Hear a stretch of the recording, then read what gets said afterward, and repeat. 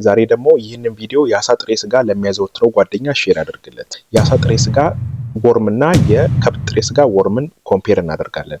የአሳ ጥሬ ስጋ ውስጥ የሚገኘው ወርም ዲ ላተን ይባላል። የከብት ጥሬ ስጋ ውስጥ የሚገኘው ደግሞ ቲኒያ ሳጊናታ ይባላል። በተለምዶ ኮሶ የምንለው ነው። በርዝማኔያቸው ደግሞ የአሳ ጥሬ ስጋ ርዝማኔው ከ10 እስከ 15 ሜትር ሲሆን የከብት ቴፕወርም ደግሞ ከ5 እስከ 10 ሜትር ይሆናል።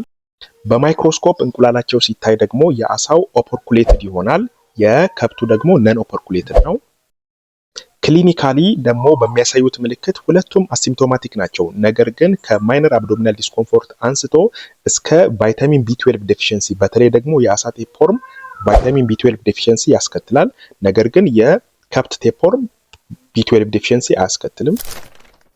ቢ12 ዴፊሽንሲ ስንል በደማችን ውስጥ የቫይታሚን ቢ12 ዴፊሽንሲ መጠን ሲያንስ ማለት ነው።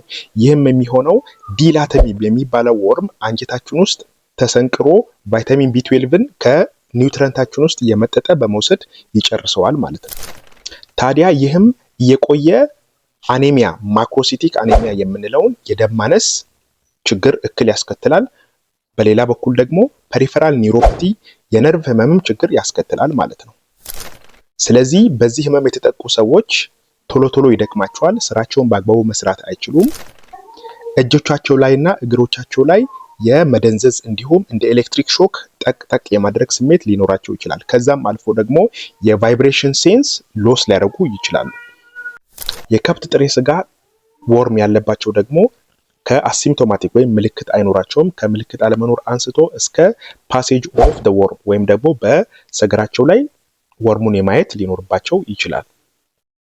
ታዲያ ለሁለቱም ፍቱን የሆነው መድኃኒት ፕራዚኳንታይል ይባላል።